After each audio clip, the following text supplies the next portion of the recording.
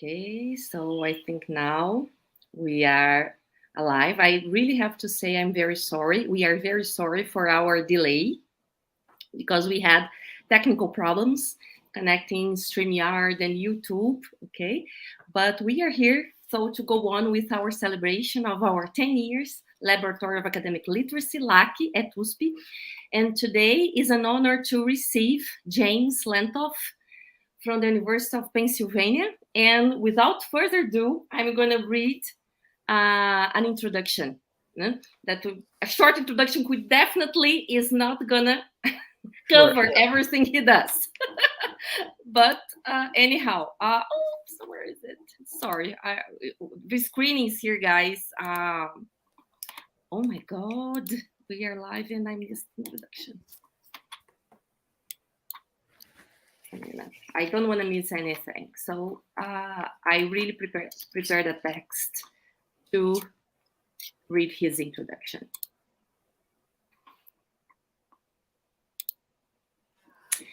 James P. Lantolf is a Greer Professor in Language Acquisition, Emeritus at the Pennsylvania State University. He is currently a Professor of Applied Linguistics at Lantolf University.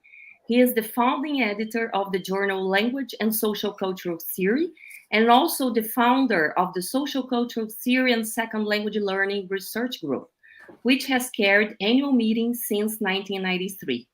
Along his career, James Lentoff has received several awards, the latest being AAL Distinguished Scholarship and Service Award, provided by the American Association for Applied Linguistics in 2016.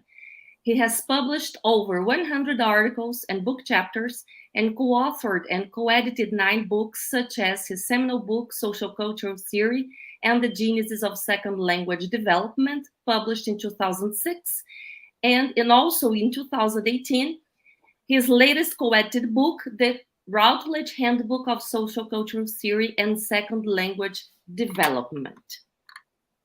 His research interests lies in cultural historical psychology and social cultural theory and second language learning and teaching. So thank you, Lentoff, for accepting our invitation. And the floor is yours. Thank you, Marilia. It's an honor to be introduced by one of my former students who's now a distinguished scholar in her own right. So I very much appreciate it. And I apologize also for the technical problems that we had. It was probably on my end. So I'm hoping now you can see, can you see my slide? Yes. Okay. So everybody, it's good, right? You can see it well. Okay. So as you can see, just one minor correction to the introduction, which I'm very honored to have received. I'm no longer associated with Shanjiao Tung University, but I am on the faculty at Beijing Language and Culture University, particularly working in their unit, the Center for Cognitive Science of Language. Okay. So what I want to talk about today is the title is The Crisis Between Theory, Research, and Practice, which is something that I think has been sort of surging within the field of applied linguistics for some time. And I'm going to sort of first talk about the problem, why there is a crisis, where it came from. I can't go into a lot of detail, but just to give you a flavor of what I think the crisis is all about, and then what can be done about it, and in other words, how we can get theory and research together with practice in a coherent kind of way. For purposes of the presentation, I'm going to make a distinction between SLA, second language acquisition, as a process, and SLS, second language studies, as a field. Sometimes these terms are used, SLA is used for both, but I want to make this distinction, I think, to avoid confusion. So when I'm talking about SLA, I'm talking about the process of learning a second language in later life, after the first language or child languages are learned. And then second language studies is the field.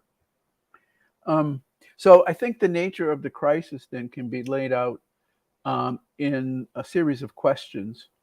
And so the first question is, does the field of second language studies have an obligation to inform language teaching and practice?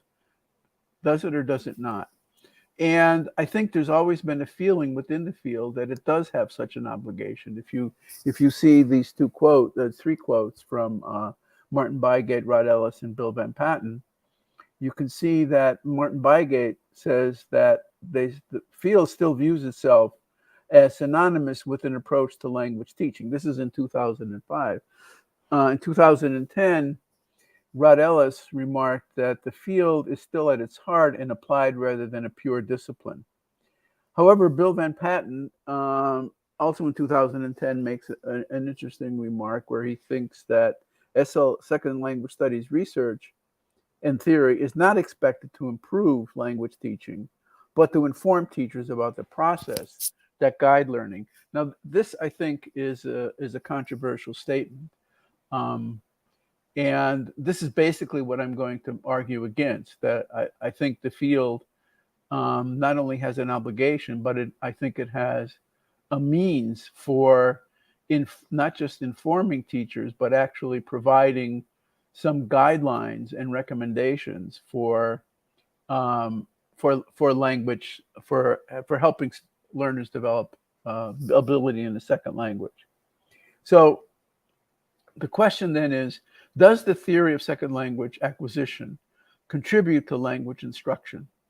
Does the field of second language studies have an accumulated knowledge base that's necessary to inform language instruction? And I think that's part of the problem. What counts as accumulated knowledge?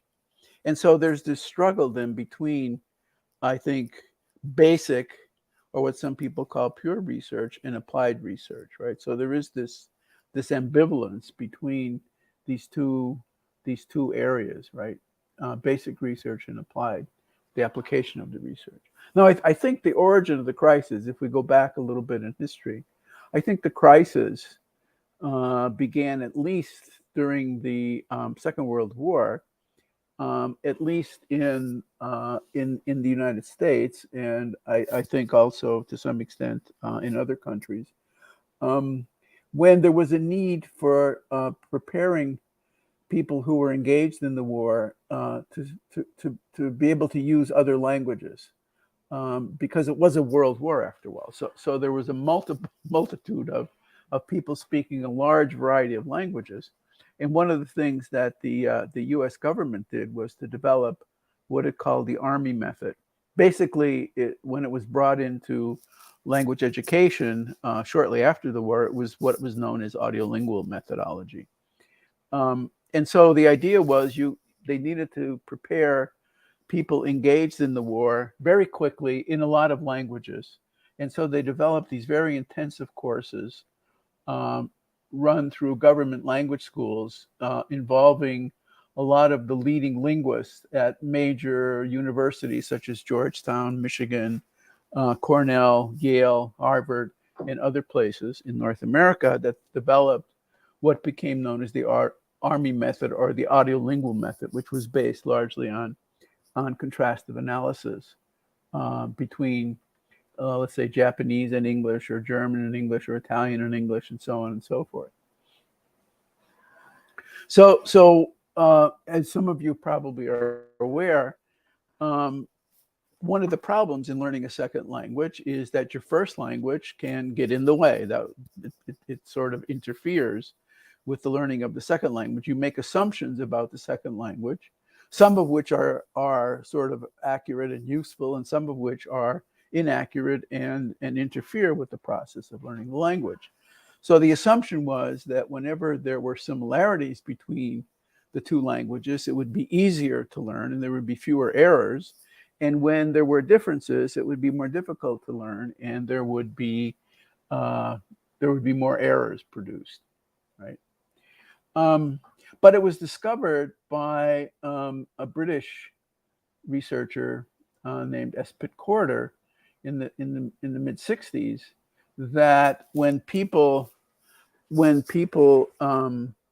tried to learn a language, some of the predictions that were being made by contrastive analysis were not actually borne out in the data. Okay, so what often happened was where the contrastive analysis predicted there would be a mistake, learners weren't making mistakes, and where they predicted there wouldn't be mistakes, they were making mistakes. So what often happened is learners would do things like overgeneralize. So an example would be the English word run in the past tense would be rand instead of the past tense of run would be rand instead of ran, right? On the analogy with walk and talked and so on and so forth, right? So what Pitcorda realized that there was probably actually a learner's mind involved in the process, and so they had certain expectations about the process, mental expectations about the process that that sometimes went against the predictions of contrastive analysis, right? And his idea was that applied linguistics should not then be a producer of theories, but a consumer of theories. And so they were interested in looking at the descriptions of the target language. They were interested in incorporating those predictions into a syllabus and developing teaching techniques around those descriptions, right? But recognizing that learners, in a sense, had a mind of their own, that they didn't always do what the linguist said they should be doing. That led, and I'm covering a lot of ground quickly here, but that led to the early work of people like Dule, Bird, and Krashen, and they began to hypothesize that learners actually might have some kind of internal syllabus that they follow, regardless of what their first language is, and that people learning a language like English would follow a certain sequence, what was called the natural order. They would follow a particular sequence when acquiring a language like English, and this is the order that was posited at one point. So you would learn ing before you would learn irregular past, and you would learn irregular past before regular past, and so on and so forth. So you can see that things are becoming more psychological and not just purely based on the systems and contact.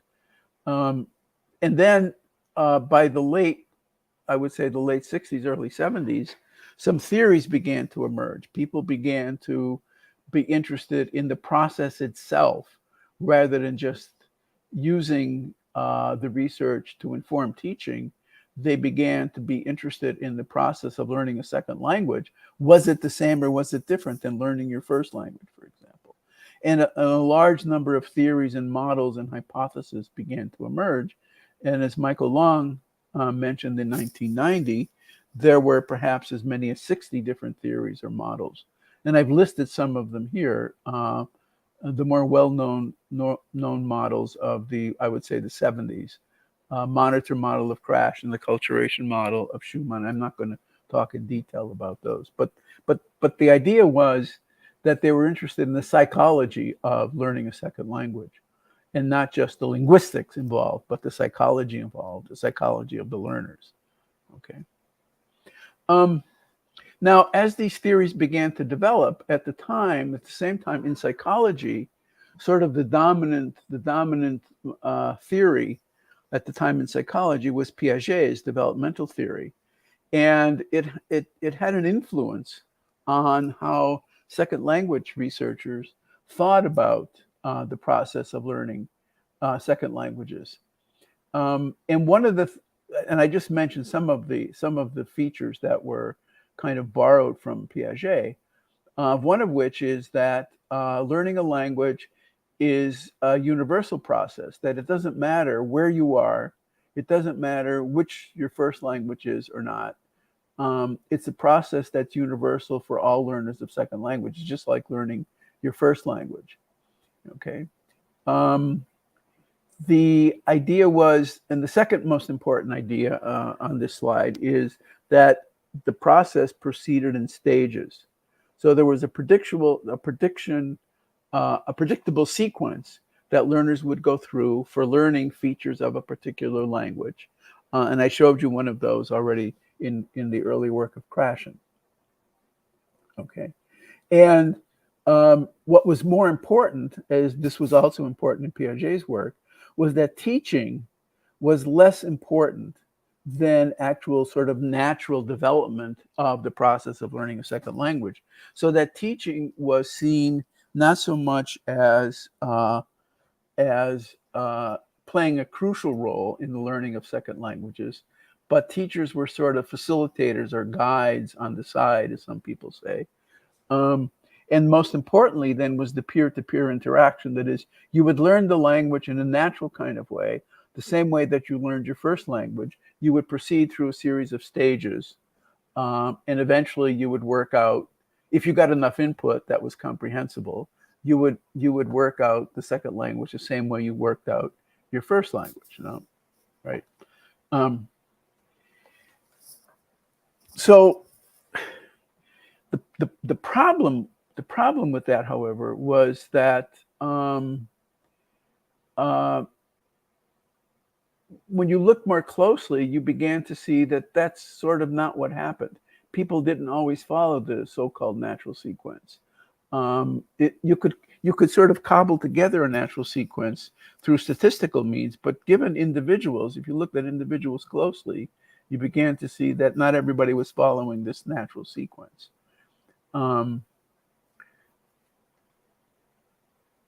And there was a lot of doubt about the role of teaching in, as I said, in second language classrooms. The most important thing seemed to be allowing learners to get a lot of input and allowing the so-called natural process to emerge. If you just had enough time and enough exposure to the language, you would eventually get it. And that the only thing that teaching could do was kind of set a framework in which this could happen, but actual explicit teaching of the language was kind of not helpful. And for some people, the belief was it would actually interfere. Okay. Now, the field then began to worry about, what exactly was the relationship between the theory and the research that they were doing in second language studies and what they could offer language teaching, right? If we go back to the 1970s, we see two of the earliest comments in this regard were made by Elaine Theron, Meryl Swain, and Ann Fathman. And their belief was that the research had not accumulated sufficiently to make any valid and reliable claims about what should be going on in the language classroom, right? Evelyn Hatch, who was an important figure in the early days of second language studies, claimed, well, we might be able to apply some of our findings, but we have to be careful. We have to apply with caution. And this hesitation continued for several decades. Patsy Lightbaum, in 1985, said that we can at least highlight some of the expectations for what can be achieved in the classroom, but we can't really provide an outline or a blueprint, let's say, with specifics about what could and should be done in a classroom to promote the development of second languages. Later on in the year 2000, she said, we may be able to apply to offer valuable clues to teachers to affect pedagogical practice, but we have to apply with caution. We still aren't sure, right? And this continues. I won't read all of these. And you can see that after almost 3 decades now, beginning in the 70s, moving into the new century, people are still unsure. The field is not seen as mature. It's still seen as a young discipline. And if that's the case, how can the field of second language studies possibly inform second language research? I'm sorry, second language teaching. Okay. Currently, if you remember, Long mentioned that there were something like 60 models and theories.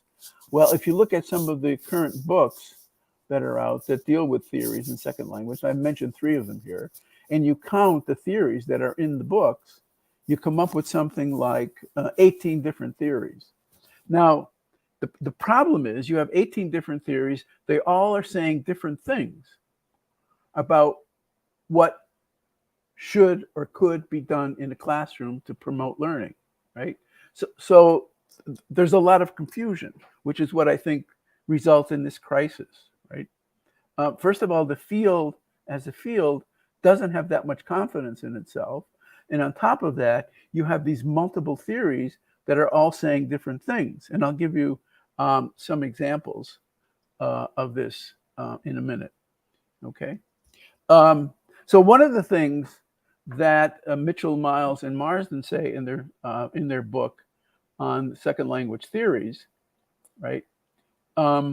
They say that while we fully accept the arguments for the need for cumulative programs of research within the framework of a particular theory, we incline towards a pure pluralistic view of L2 theorizing. So you can see that when you have 18 different theories and you see that as a positive, how can you possibly expect the field to offer teachers something substantial that's coherent, cohesive, and that actually produces the kind of learning outcomes that we would like to see, right?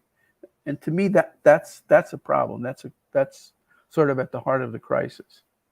Now, some people, as Mitchell and her colleagues say, see the fact that we have multiple theories as a kind of, it reflects the vigor and the dynamism of the field. But I actually think that's a problem. I don't see how you make progress in scientific research when you have multiple theories. Can they all be right? Right. So one of the problems then that Long suggested, because there were so many theories and models, is that we should try to reduce the theories. But how do you do this, right? How do you reduce theories? Well, it takes a lot. It takes a lot of time to compare the theoretical statements and a lot of research to compare what one theory is saying to another theory. But the field doesn't seem to be willing to do that, and sort of that's a different topic that I won't go into today. But as you can see here, if you just trace what Rod Ellis says over the years, right? He starts out by saying that in 1997, SLS, Second Language Studies, is in its relative infancy. And then he says in 2010 that it's an established discipline. But then 10 years later, he goes back to saying it's still in the early stage of becoming a discipline. And so I think this shows the uncertainty of the field, right? And I think part of the problem is because we have so many theories, we don't have a coherent theoretical foundation, and we don't know how to connect the theories and the research to actual practice, to teaching. And I think that's sort of at the heart of the problem. So we have multiple theories. We have different research methodologies. We make different assumptions about whether there is a built-in syllabus or not, right? Does learning a language in a classroom versus learning a language outside of a classroom in an immersion setting, is it the same psychological process? Well, some theories say yes and some theories say no, right? What about implicit knowledge? Is implicit knowledge better than explicit knowledge? And so on and so forth, right? So we really haven't answered, in my view, any of these questions. So how can we then inform teaching language practice? Okay.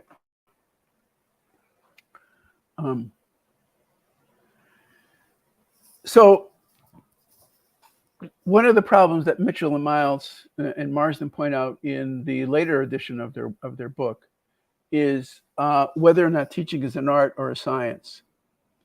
And that's a question that people always raise. And I think what that does is that just covers up the problem.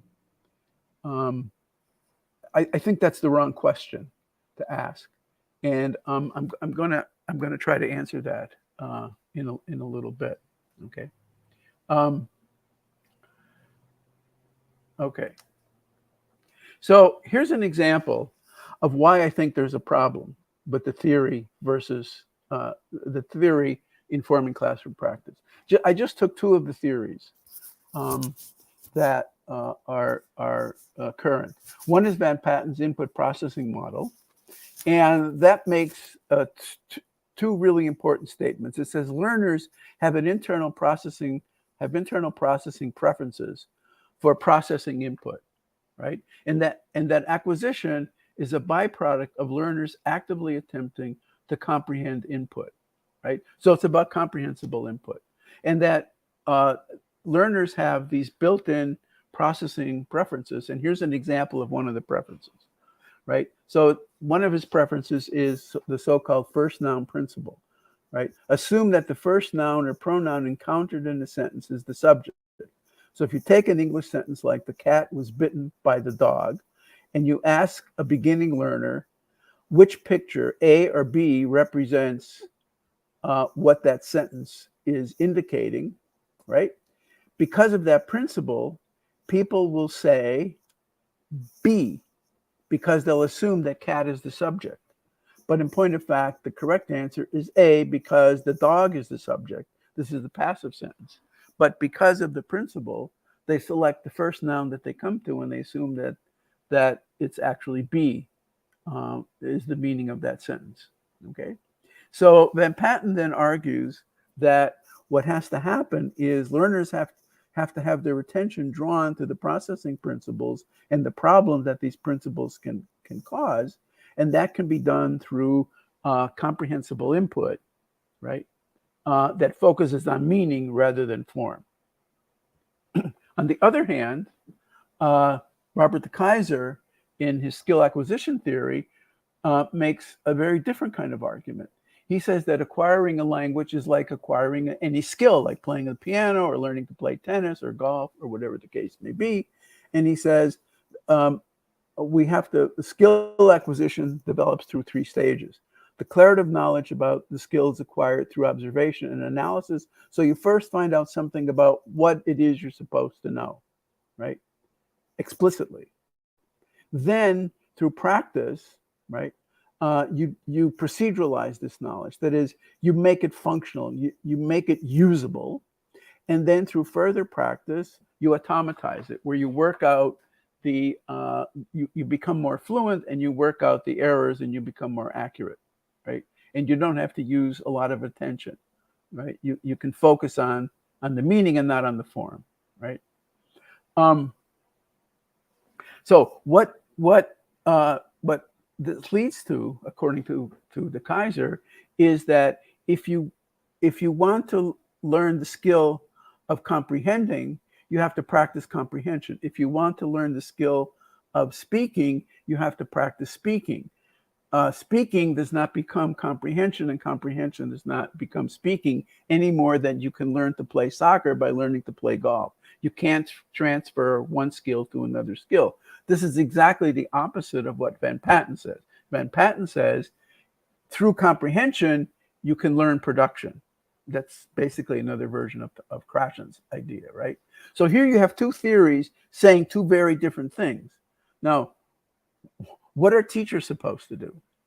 How are teachers supposed to handle this? One theory is saying X and the other theory is saying Y. What am I supposed to do? Right? That's, you see, the core of, I think, the crisis. So how do we find our way out of this? I think the problem is that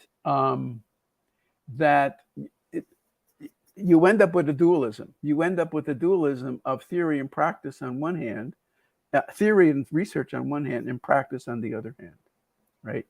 And the question is, how do you bring these two things together? How do you overcome this dualism? Well, people have made at least three suggestions.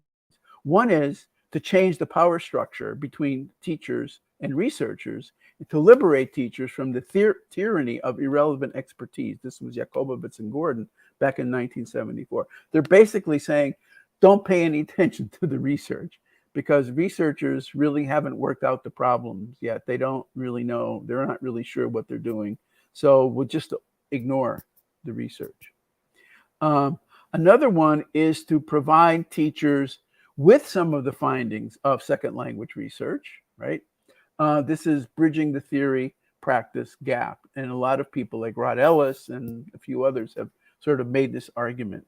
What we should do is inform teachers of some of the principles that are at work in acquiring a second language, and maybe they can use that to guide their practice, right? But the problem is we don't know what the agreed upon findings are, right? So you see Venk Patton saying one thing, the Kaiser saying something else. The third possibility, which is the one I want to argue for, is to unify theory and practice, right?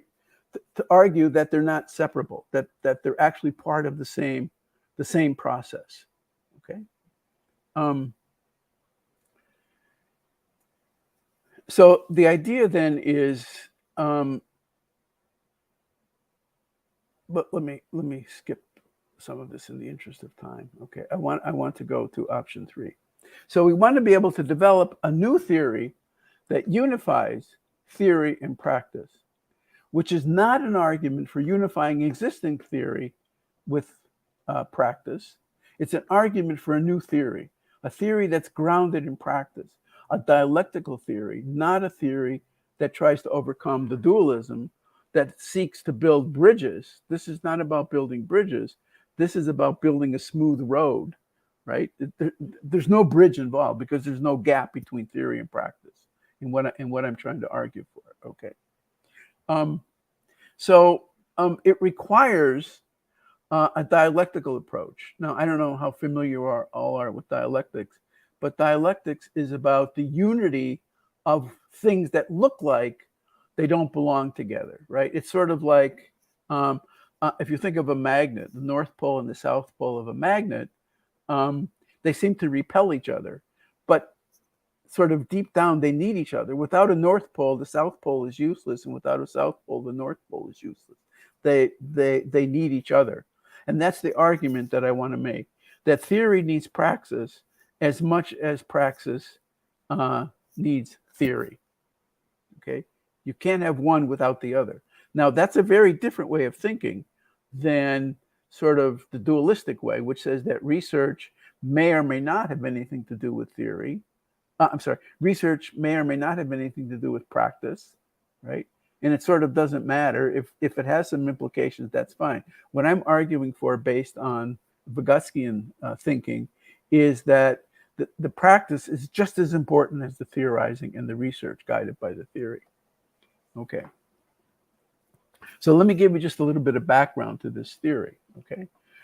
So you can appreciate, I think, the power of what it's saying. It basically makes an argument that the human mind, unlike all other kinds of mental processing and all other forms of life, is actually a dialectical unity of a biological inheritance, which is comprised of our instincts, because humans, interestingly enough, are simultaneously animals and not animals, right? We share a lot with other species, largely higher primates. We have certain instincts that we're born with that we pass on through our genes.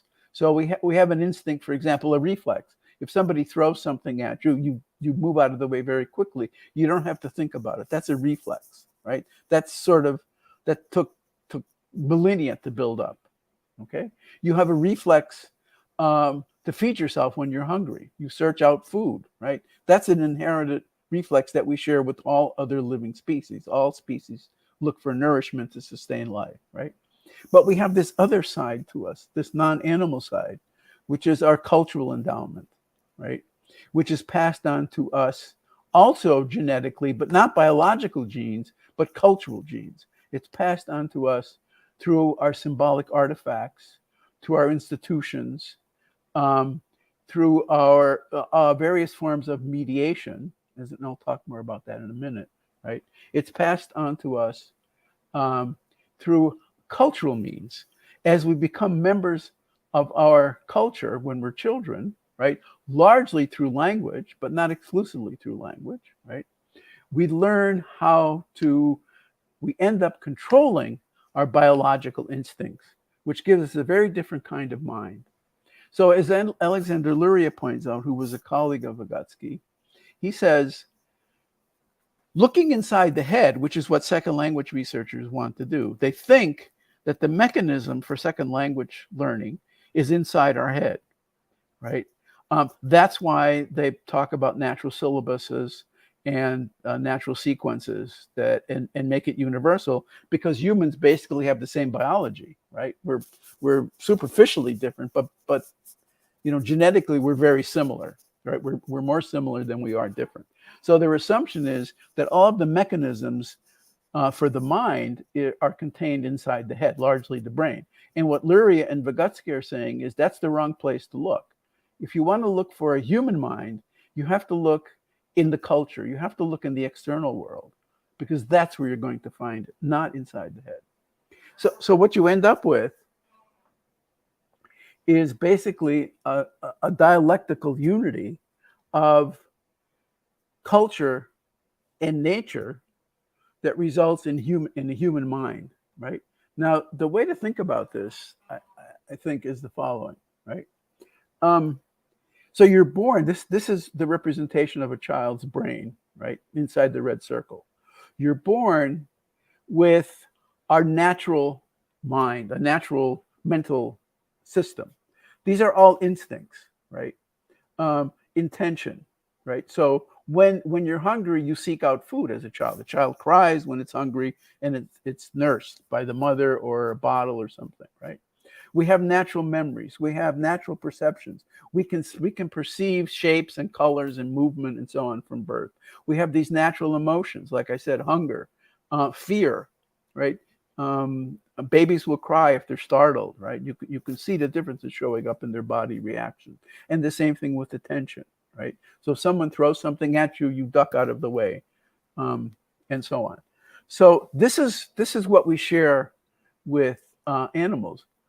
But notice that we have this natural, this social reality that surrounds us. And it's the social reality that creates, in essence, the human mind, right? And the key to all of this is language, is speaking. And so when language enters the picture, what you end up with is a unified system. You see, all of these things are now connected. Before they were not. And you end up with a completely new kind of system, right? A human mind. And you notice that there are things in red that were not in the previous slide, like intellect. That is, you can actually think. Babies can't think. And we think because we have concepts that come to us through language, through speaking. And we have imaginations. And all of this coming together is what gives us our volition, our ability to intentionally control our behavior, our mental and our physical behavior. So we have this unified, really unique kind of system, right? Our mind is mediated by our cultures, right? By the language and the artifacts, the meanings that our cultures create for us, okay? So if I ask you a question, what do you see here? All right, everybody would say probably a tree, right? But the question is, how do you know that that's a tree? How do you know exactly what it is you're looking at? If I ask you this one, right? You see 4 different objects here. In English, we call all of those tree. They all look different. But how do we know that each one of these is, in a sense, part of the same thing, right? It's because our culture has given us a concept that we call tree. And so even though these things are obviously different, we group them together into a superordinate category that's called tree. And that changes the way we think. That's an example of what it means to have a mind that's mediated.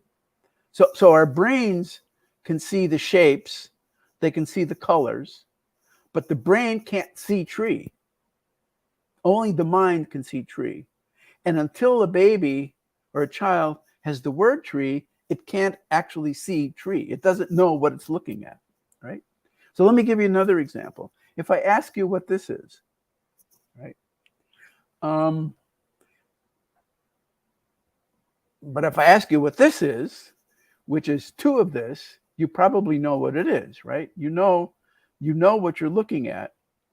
You're not just looking at a piece of wood, you're looking at something that in Chinese is called guaizi, right? If I ask you what you're looking at in the top line, right? You have no idea what it is you're looking at because that's Russian, right? But it means pauzinhos, that is chopsticks. It's literally food sticks in Russian, right? But if you look at that top line, all you see are squiggly lines, right? You have no idea what that is, right? But if you're a member of the culture, you know what that is. You give it meaning. And so that's what mediation is all about. If I ask you this question, right? What is it that you're looking at?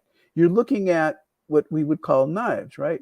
But they're actually a very special kind of knife, especially the one on the right. It's called a hawkbill knife, and it's used by an electrician. And there's no way you could know that unless you are a member of a culture that we call electricians. You understand, right? So it's our culture that gives us the meaning of the world around us. Okay. So Vygotsky says that because he thinks dialectically, right? Because he's thinking dialectically, what he says is that there is this inherent relationship, this necessary relationship between theory and practice. And he says, and I'm going to read this quote because I think it's really important. He says, previously, theory was not dependent on practice. Instead, practice was the conclusion, the application, an excursion beyond the boundaries of science, an operation which lay outside science and came after science, which began after the scientific concept operation was considered completed. Success or failure had practically no effect on the fate of the theory. That's what I think the main view is in the field of second language studies, right? That you do science and then you apply the results of science. What Vygotsky is saying is, no, you don't do science and then apply science. The application is the doing of science. You can't separate the two things. You can't separate the application from actually doing the scientific work. They're inseparable, right? And more importantly, he says, now the situation is the reverse. It's opposite.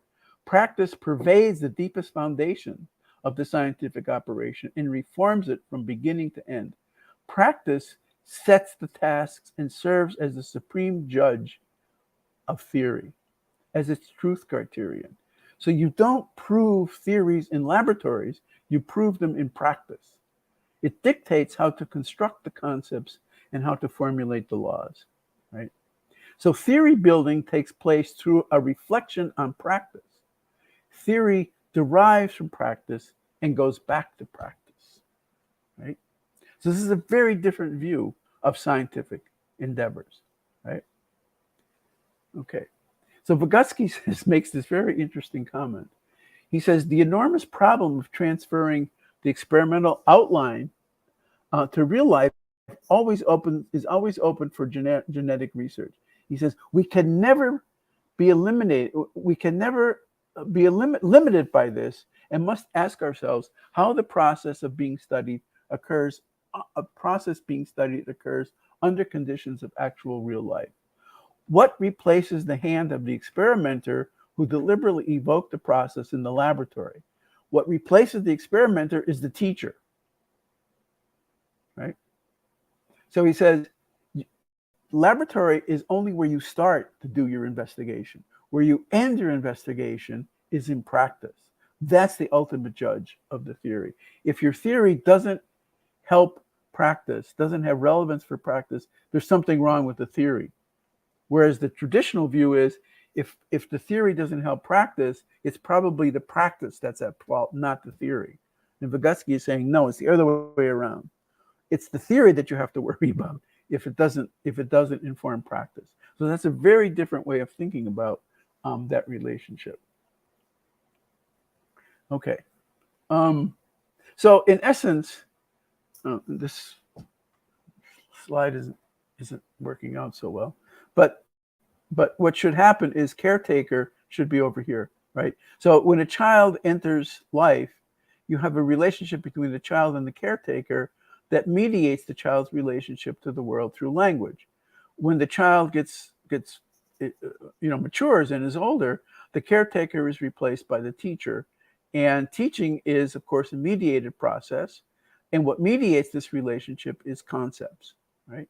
Now I'll say a little bit more about concepts. So here's one model that we've developed for teaching based on the theory, right? So the idea is you don't teach language as a set of structures or as a set of rules. You teach language as a meaning-making capacity, right? As a set of concepts, right? And one of the places we look for doing this is cognitive linguistics or systemic functional linguistics, any linguistics where language is meaning-driven rather than structure and form-driven, right? And so the idea is that these are not steps, but these are phases, and they don't have to be followed in a sequence, right? But I want to point out two really important parts of this. One is that we have to find really good concepts, and I'll give you an example of this in a minute. We have to find really good concepts, and we have to find a way of not presenting them through language, because the problem with doing that is that that students tend to want to memorize the rules, right? They want to memorize the rules without fully understanding the rule, and students often do that. What we want to do is we want to present the concept in a holistic kind of way, right? And one of the ways we do that is through drawings and through images, and I'll show you some examples of that in a minute. The other point is that rather than learning to use language, what we think is important is learning how to perform language. That is, play becomes really important, and creativity becomes important, and imagination becomes important. And it's about not just about being, it's about becoming. It's always about the future, right? So Vygotsky was very future-oriented. The ZPD, for example, Zone of Proximal Development, is very much future-oriented thinking.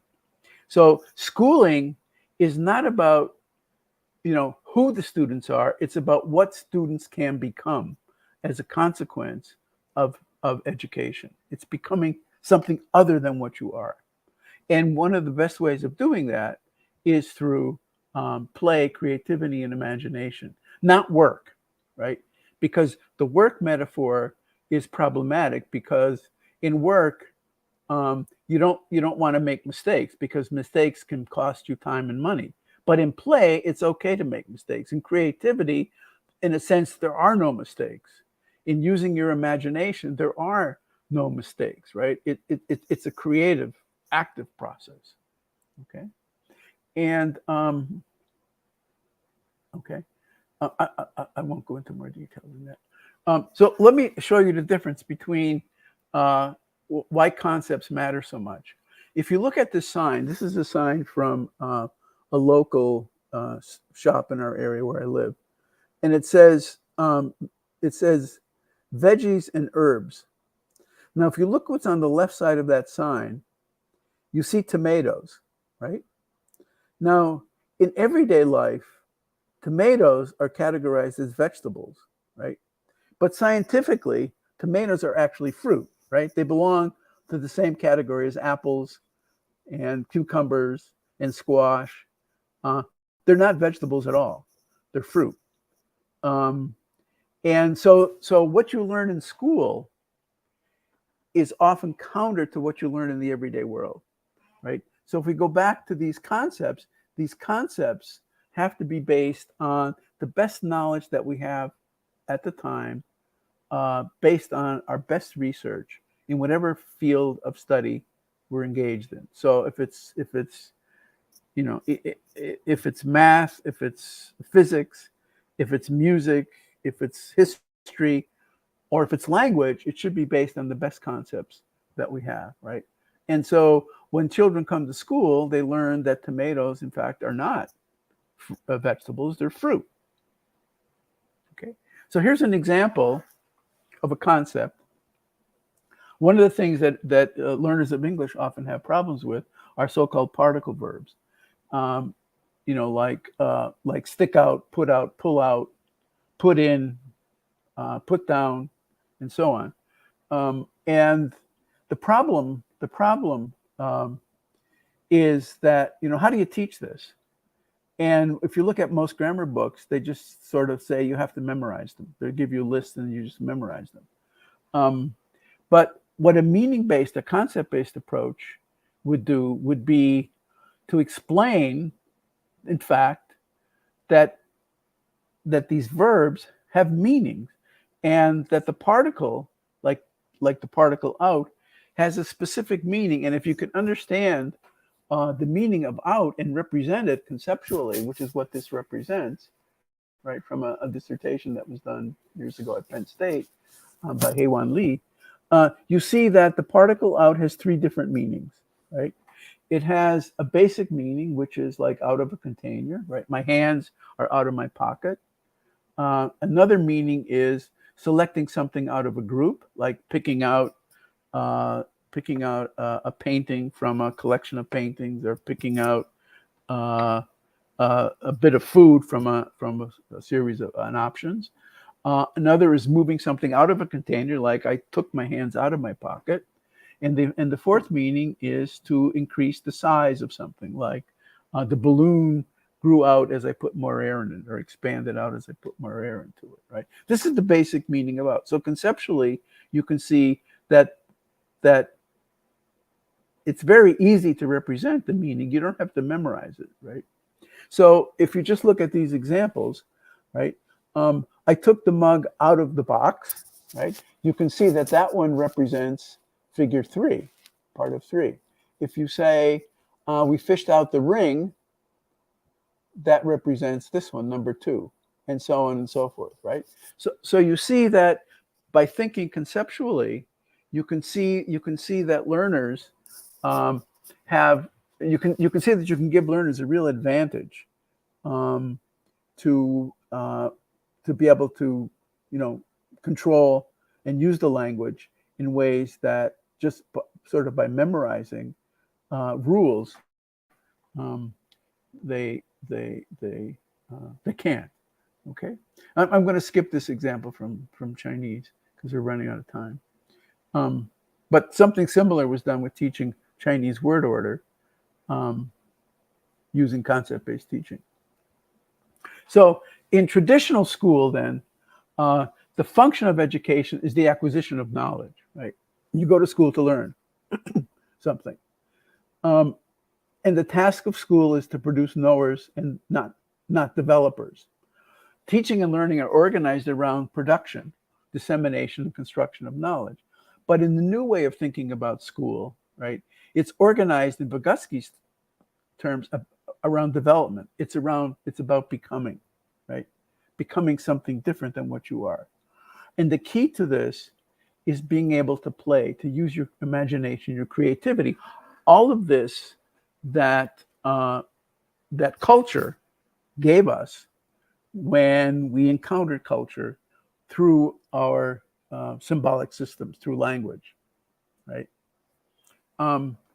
So there are different kinds of play, of course. I don't want to go into too much detail here, but there's like free play, the kind of play that children engage in. There's game play, which is following the rules, right? Where you like play chess or checkers or so on, play a sporting game. And there's theatrical play, which is a performance, right? And one of the things that we've been trying to work on now is what Newman and Holtzman call this performativity, where the rules come into existence as you play the game. And one of the things we've been looking at in particular for this approach is improvisational theater, right? Trying to get learners to be able to improvise, which is very much what happens when you engage in sort of conversations in the social world, right? You sort of don't know what the other person's going to say, but you have to be prepared to respond to it, and so on and so forth, right?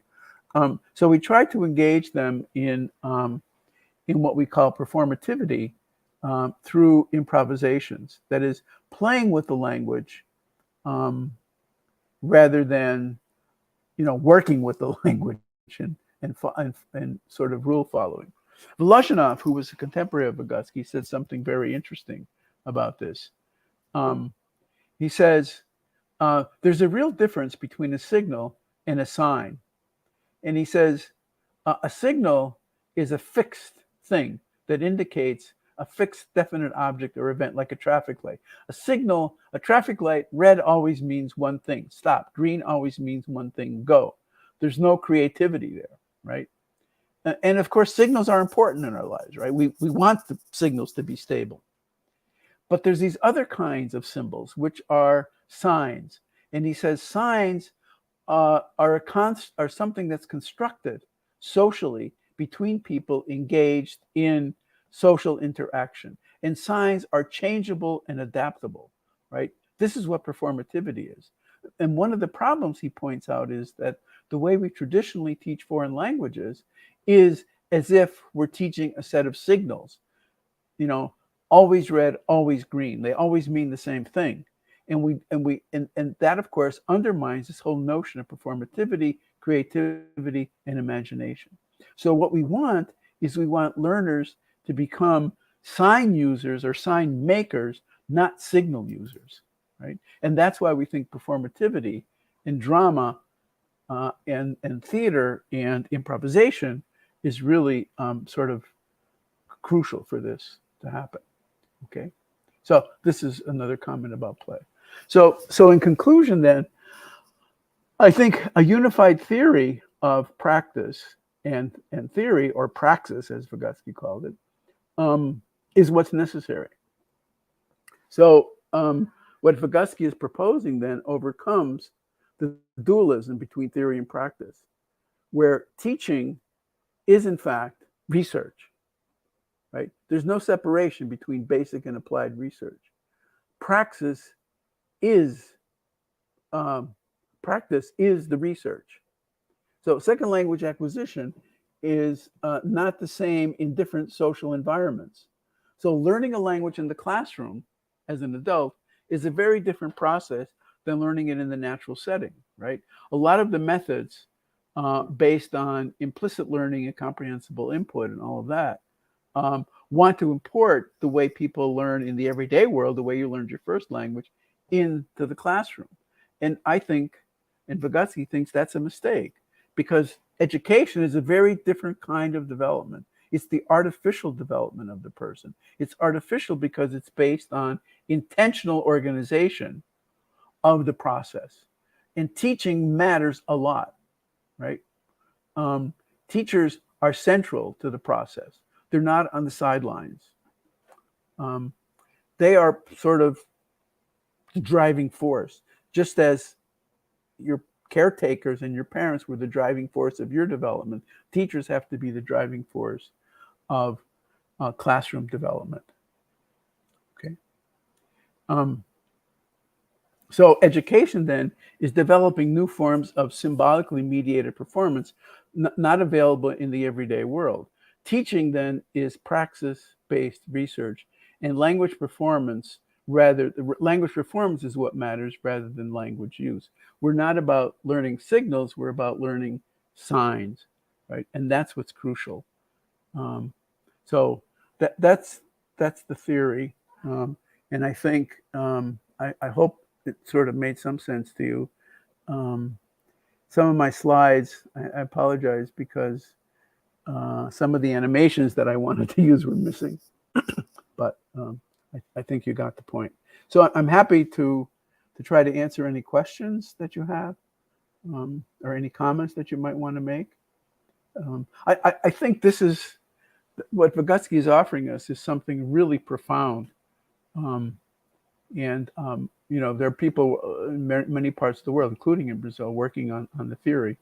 And I think it has profound consequences for education. So Thank you. I can't hear you. I forgot. Thank you, Jim, for such an insightful talk and so timely. This what you were addressing. I'm gonna just put a small comment because I want to give time for people to comment or to put the questions and so you can answer. But briefly, I think what you were saying is not only relevant for applied linguistics as you situated, or for second language studies, but for education in general, because many things that you were saying here, although the examples are more in our area, history teachers, math, facing the same other subjects, the school subjects are facing the same problem. Different series, different perspectives, if you don't want to call series, and each one saying something. I was discussing this yesterday in I teach the undergrads a discipline called language and culture. And we're exactly discussing one chapter that at the end has these suggestions. And we were discussing, okay, you as a teacher, so how do you see it? Do you think it's feasible? How can you, what do we have to do this, to try to connect? Because general impression is this huge Grand Canyon between papers, books, theoretical books, and the daily lives of classes. Yeah. I mean, I think you're absolutely right. I think Vygotsky was very interested in education. For Vygotsky, education is a form of development, and if it's not organized properly, then the individuals do not gain full access to ways of thinking, right? And so it's relevant for all fields. I mean, if you look at the literature, there's work done in mathematics. There's Alex Katsulin in Israel is doing some really interesting work in mathematics education, science education, and so on. And we're doing work in language education. And the point is that the theory is relevant for all of these approaches, right? For all domains, right? It's relevant for all domains. That's why it's so important. But because Vygotsky was so much, he was about social justice, right? That's what he was about.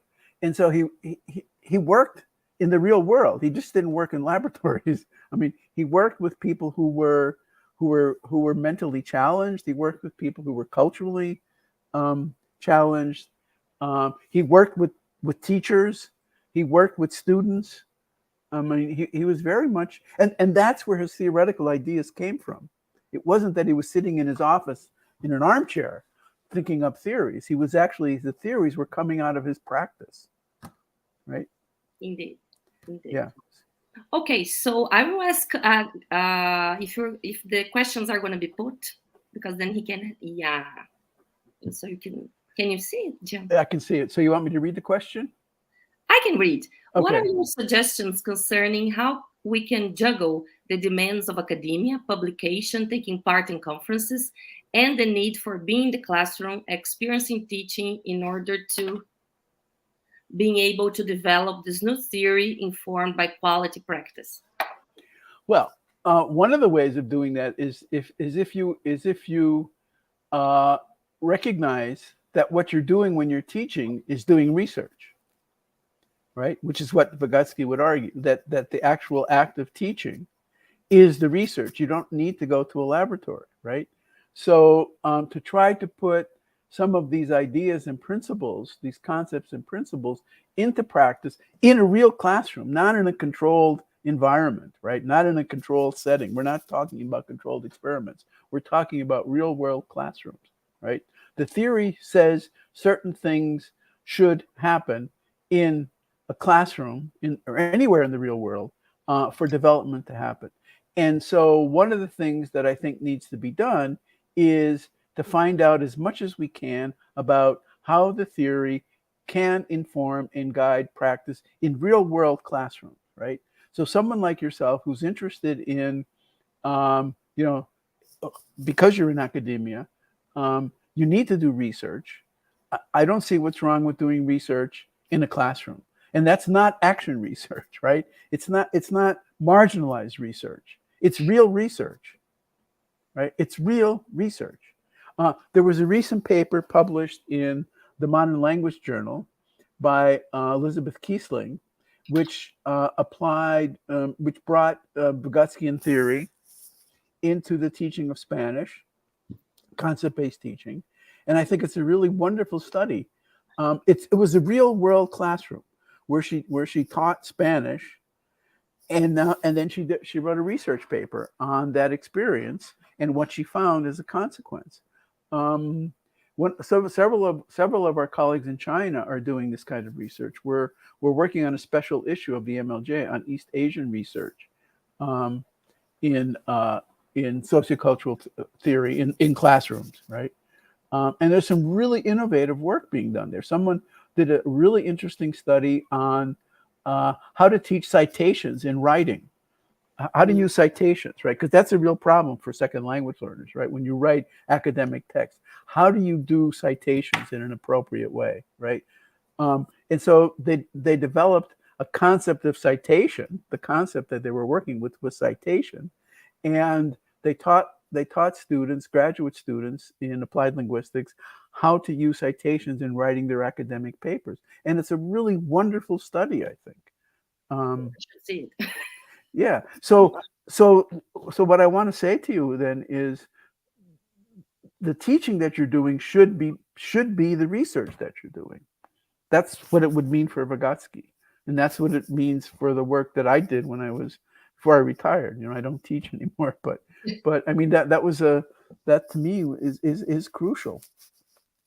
And with this focus on development, because it was the teaching just for, you know, some kind of learning, or especially traditional learning, and memorization, that you know, it needs a change in how you really see the classroom. Yeah, sure. Follow a certain textbook. And it's if you think of teaching language or teaching anything is about becoming. The key is that teaching is about creating development. It's not about waiting for development, which was the Piagetian view, which is the dominant view in the field of SLS. You wait for the students to be ready, and then you can teach them. But Vygotsky is saying you make them ready by teaching them. Exactly. That's becoming. That's the whole idea of becoming. So you're not this yet. I'm going to help you become that. Yeah, exactly. Any other questions?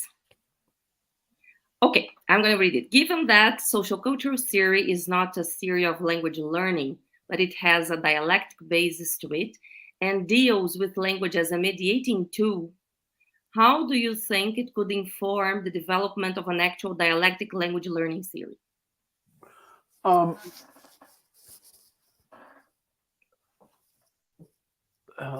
me say it this way.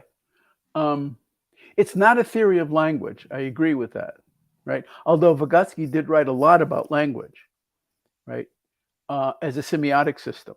So, so if you want to say that he had a theory, it's a semiotic theory of language that resonates very well with Halliday. It resonates very well with a contemporary cognitive linguistics, right, and meaning-based theories. But in terms of learning language, I mean, I think it's a profound theory of learning anything. So I'm not sure what else I can say about it. That it's a theory that is going to say that how you teach language has an effect on what students and how students learn. Whereas sort of traditional approaches assume that how you teach can only slow down or speed up the process of the internal syllabus coming out. What this is saying is that how you present language to learners has an effect on the learning process itself, right? So, I mean, yeah, I mean, that's my answer. I don't know what else I can say. Yeah. Okay, thank you, Jim. Do you believe there would be challenges to apply this unification of theory and practice? If yes, what would they be, and how could they be faced? Well, I can tell you one place where you're going to find resistance in sort of mainstream schooling, because because of the legacy of the past.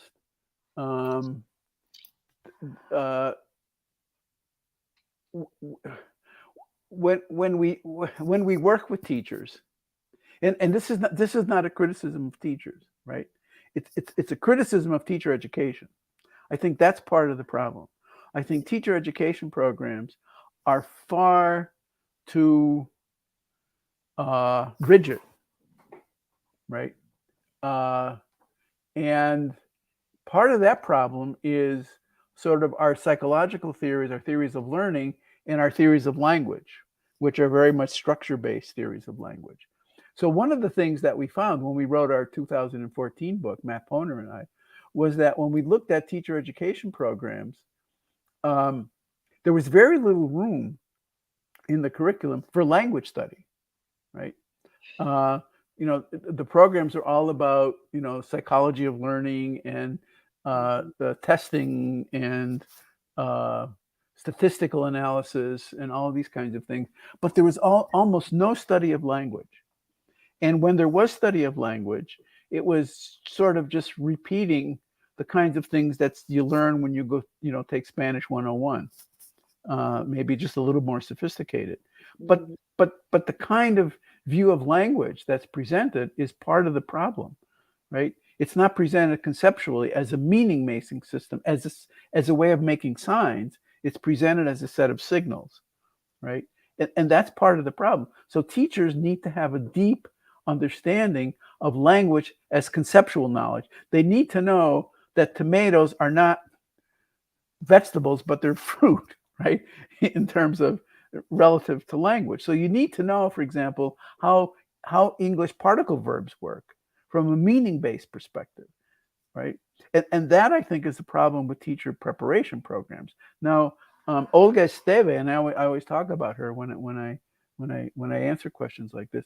Olga Esteve has been doing really wonderful work in Barcelona public schools with teacher education, using concept-based teaching, using Vygotskian principles, and she's had a profound effect on the schools. The way teachers do teaching now is vastly different from the way they had been doing it. And many of the teachers even went on to get advanced graduate degrees, and they're still working in the schools and they're publishing research, right? They're doing exactly what I said about teaching as research.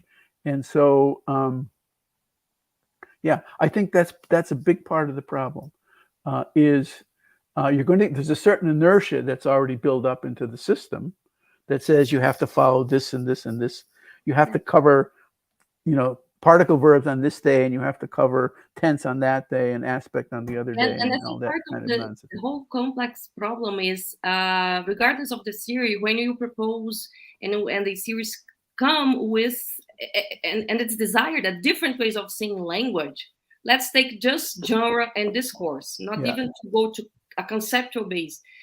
Actually, teachers did not experience that. They learned language L1 in schools and L2 in certain ways, but really in a very different way of conceptualizing language. And it's hard for them to try to materialize what the series are asking. Okay, let's see language as social practice. In my experience, that's very hard for students to get and try to implement this in a lesson plan. I agree. You have to make it concrete. You have to show people concretely what this means. You can't just say language is social practice. What does that mean? Yeah. Right? How does that play out in the real world? That's why I think this idea that Newman and Holtzman have of performativity is really an important notion, right? How does language shape our interactions? How does it shape how I think? How does it shape how other people think? How does it shape how each other think, right? And you have to show how that happens. You can't just say it happens. You have to actually engage in real performance. Yeah, that's why it's important what is Olga's doing, because the teachers have to feel it, to experience. I think she's doing a wonderful job. It's a great program. There was a comment you should do. I saw something about speech act. Yeah. Negueruela has an interest. Sorry, go ahead, read that one. Negarilla has an interesting discussion about the metaphors we use to talk about language learning in the sense working versus playing, in which you impressed. Yeah, I know that paper. He actually wrote it years ago for a class he took with me, and I thought it was a great paper on working and playing. The interesting thing was that he shows is that the same kind of activities that we now call work were in the 70s and 80s, when there was a more humanistic approach to language teaching, were play, right? So the same kind of activities that we do in classrooms were categorized. When the dominant metaphor was play, were seen as play, and when the dominant metaphor is seen as work, they're seen as work. Right? But it's the same activity, right? The difference is how the teacher and the learners oriented that activity. So if it's in a playful world, if it's in a performative world, and you make a mistake, there are less consequences than if it's in a work world and you make a mistake, right? So in a work world and you make a mistake, you're penalized for it because it costs time and money. That's the whole idea of the work metaphor.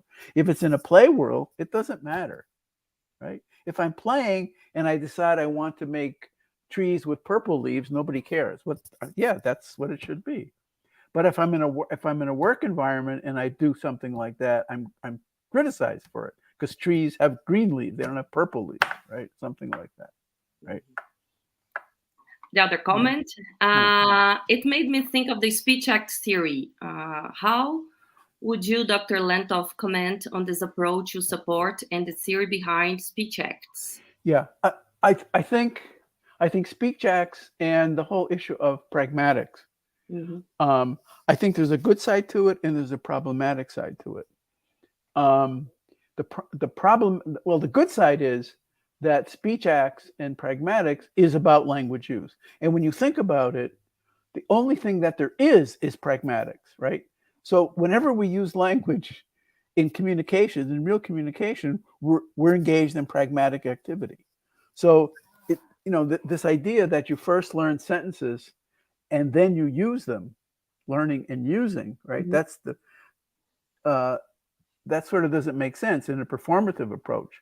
In performance, the using is the learning, right? The performing is the actual learning itself, right?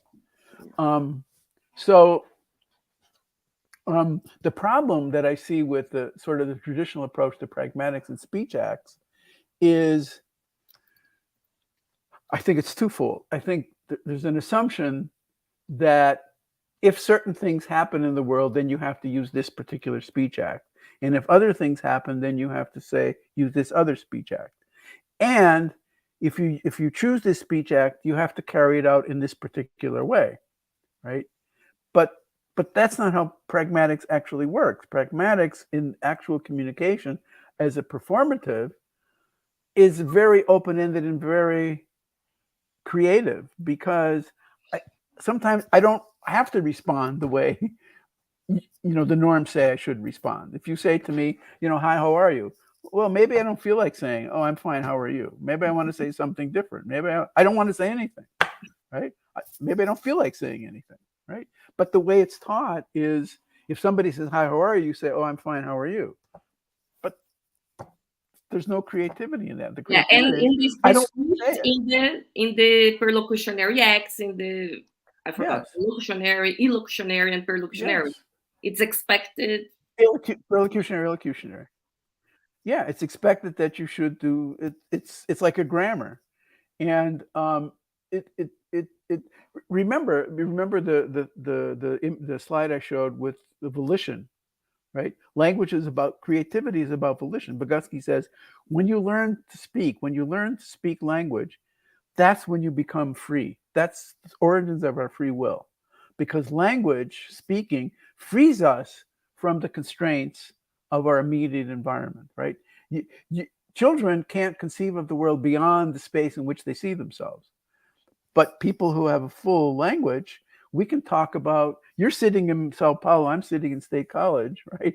And we're talking about neither State College nor Sao Paulo. We're talking about something completely different. And that's what language gives us. That's the kind of power that language gives us, right?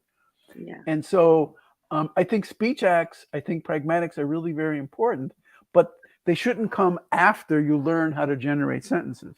They need to be part of your performance, right? That's what performing language is all about. Okay, thank you, Jim. We could stay here for the entire afternoon, but really, I think, well, you were very generous with your time and with all the knowledge. Thank you for allowing us to record. And I just would thank all the audience we had. People were hanging here, and the questions and the comments. And I think if people have to continue discussions through email, maybe interacting with you through email, and maybe Sure, I'm happy. will send you. Yeah, you can write to me, sure.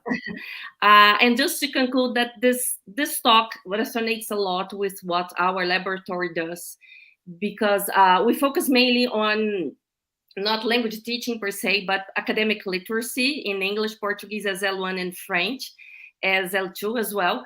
And this relationship between theory and practice is something that we really live, because we are all involved in being these different roles, tutoring and being tutees, helping novice writers, and also learning how to write. So it's a lot of combination. Well, we try. I don't know if you're perfect. We try to combine this theory and practice, and constant trying to connect what people are recommending and saying, and what is happening with the reality that we face a lot. I think it's very important to try to grasp and try to unite what is really happening. Like in my university, which is a local place, I have, of course, the knowledge of what is going on in academic literacy in Brazil, but we also face daily what people involved need: directors, graduate students, undergrads, different languages, because it's a lot of items, balls connecting this whole complex thing of what is literacy.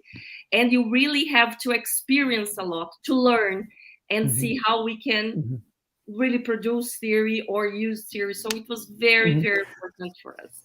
But you have, I just make one quick comment. You have to make sure that it's a two-way street, right? Yeah. That is, if things in practice aren't bearing out what the theory is claiming, then you need to rethink the theory, right? And that's what Vygotsky was very good at. Yes, if you follow his trajectory, although he only lived a very short time, right, 10 years as an academic, he was constantly tinkering and changing the theory as he was encountering new aspects of life, right? So it wasn't the same theory in 1925 as it was in 1934 when he died. It was a very different. And it evolved, but it evolved on the basis of his practice. Yeah. Some people would like to email you. Can we share your email, Jim? Yes, you can. My email, do you have it? It's JPL7 at Penn State? At psu.edu. EDU. Yeah. I'm going to send to Gabriele and Chipos, because we have some scholars that maybe due to technical problems, they are not. That's it there. Yeah. Okay. Yeah. Well, I just have to say thank you. And I do hope to meet you personally. Somewhere in the world. Somewhere in the world. Yeah. Next year in the meeting in Boston. Maybe that would be great. Yeah, I'll be there. To be there. I plan to be there. And bring this conference to here. Yeah. We tried sometimes, and then many things happened, pandemic, and then be on the line to host a conference here in Brazil. It would be great. Sure. Great. Okay. Thanks a lot. Thanks. Thank you all. Bye-bye. Thank you. Bye-bye.